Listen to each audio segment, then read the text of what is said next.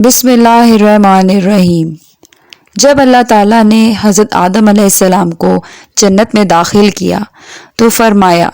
اے آدم، تم اور تمہاری زوجہ بہشت میں سکونت اختیار کرو اور وسیع اور مرغوب بہشت سے جو کچھ چاہو بغیر محنت و مشقت کے کھاؤ، اور اس درخت کے قریب مت جانا، اس درخت کا قصد کرو گے تو ستمگاروں میں سے ہو جاؤ گے۔ پھر شیطان نے ان کو اپنے مکر و فریب کے ساتھ بہشت سے نکالنے کی کوشش میں بہکانا شروع کیا اور کہا، خدا نے تم دونوں کو اس درخت سے صرف اس لیے منع کیا ہے کہ تم دونوں فرشتے نہ ہو جاؤ، یعنی اگر اس کو کھا لو گے تو غیب کی باتوں کا علم رکھنے لگو گے اور اس پر قادر ہو جاؤ گے۔ قرآن مجید میں سورہ اعراف میں ہے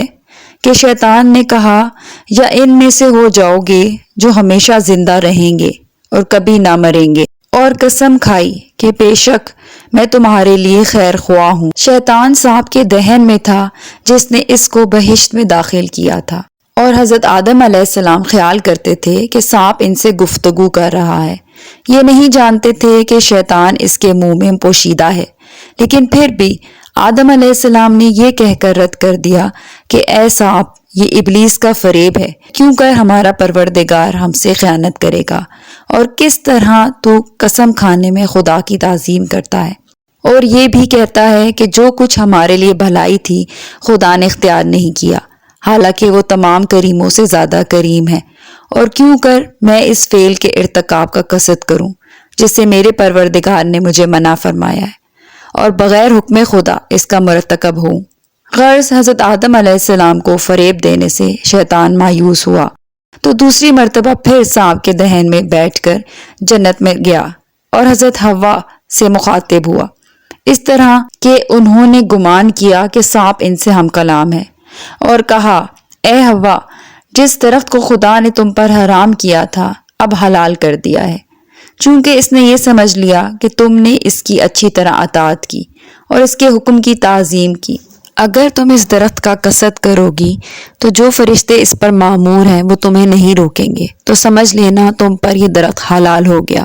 اور یہ سمجھ لو کہ اگر تم آدم سے پہلے کھا لو گی تو ان پر مسلط ہو جاؤ گی اور ان پر حاکم بن جاؤ گی۔ حوا نے کہا، میں اس کا تجربہ کرتی ہوں، پھر اس درخت کی طرف رخ کیا۔ ملائکہ نے چاہا کہ ان کو روکیں، لیکن اللہ تعالیٰ نے ان کو منع کیا اور فرمایا، جس کو میں نے تمیز و عقل کرنے اور نہ کرنے کی طاقت دی ہے اور اس کو مختار بنایا ہے تو اس کو اس کی عقل پر چھوڑ دو جسے میں نے اس پر حجت قرار دی ہے۔ اگر میری اطاعت کرے گا تو میرے ثواب کا مستحق ہوگا، اور اگر میری نافرمانی اور مخالفت کرے گا میرے عذاب اور جزا کا سزاوار ہوگا۔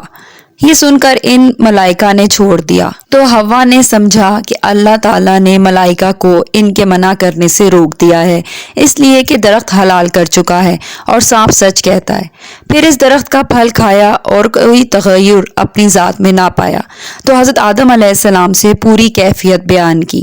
اس سبب سے حضرت آدم علیہ السلام نے بھی فریب کھایا اور اس درخت کا پھل کھا لیا،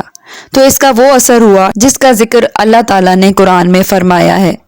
یعنی شیطان نے اپنے فریب و وسوسے سے ان کو ڈگمگایا اور ان کو اس مقام سے باہر کرا دیا، اور ہم نے کہا کہ اے آدم و حوا اور سانپ و شیطان، بہشت سے تم سب نیچے زمین پر اتر جاؤ، اور تمہارے لیے زمین ناپائیدار زندگی ہے اور مرنے کے وقت تک فائدے ہیں۔